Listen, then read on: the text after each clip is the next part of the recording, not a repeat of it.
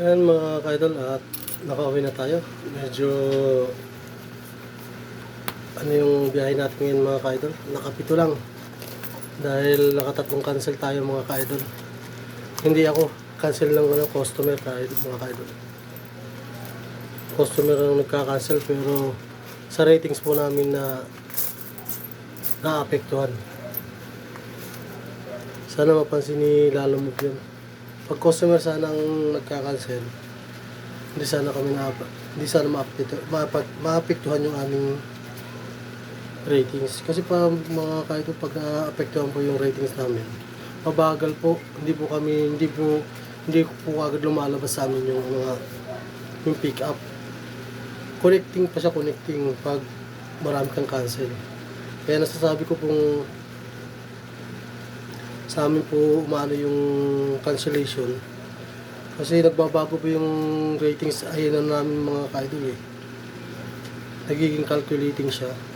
Hindi katulad ng pag wala kang cancellation or cancellation ng customer. Mabilis ang pasok ng booking.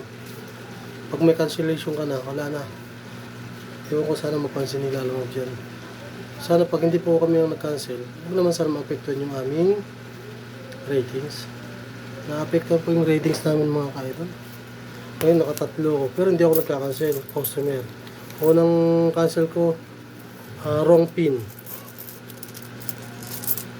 Imbis na deliver dito sa San Mateo, ay pick up sa Marikina.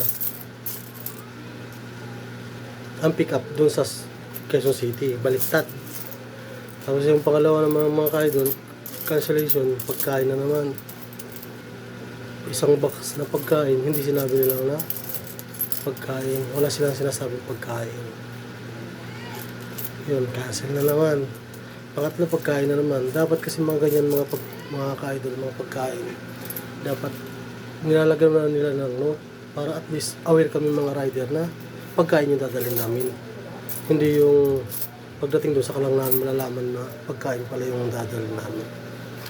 Alam mo, sana naman pag customer ang nag-cancel, huwag mo naman sana maapektuhan yung aming mga ratings. Ang hirap kumuha ng iniingatan ko nga po yung ratings ko, pero wala tayong magawa pag customer yung nagka-cancel, pero sa aming ratings apektado.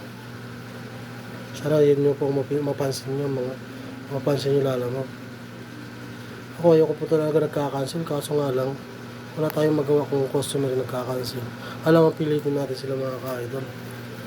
At yung sa pagkain mga ka-idol, dapat palagi nakanote na doon na pagkain ang i-deliver na hindi pwedeng ma-delay. Yun po dapat. Kasi yung ibang customer mga ka-idol, pag pagkain kasi nakalagay, nakanote, walang kumukuha. Kasi pagkain walang kumukuha. Kaya yung ibang customer, ginagawa nila, pinubok lang nila, wala silang sinasabi. Malalaman mo pagkain pag nandun ka na. Yun, sana mapansin ng Lalamove to ang aking hinaing. Ako para sa akin lang po naman po mga idol. Yeah. Salamat at naka rin tayo mga idol. 700, naka 7 booking, 700, pero hirapan. Mahirap kumuha ng pag naka-cancel kasi. Cancel booking. Kasalanan ng customer, damay pati rider. Sa amin ratings ang nadadamay. Kaya yun lang mga idol. Kaya maraming salamat. Mga ka-idol, pa-follow at pa-like na rin po. Pa-follow at pa-like naman po mga ka-idol.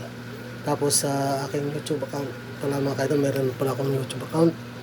Nakalagay doon ay Gibo the Vlogger. Yun pa lang po unang pinangalan. Paano naman po mga ka-idol, pa-subscribe naman po.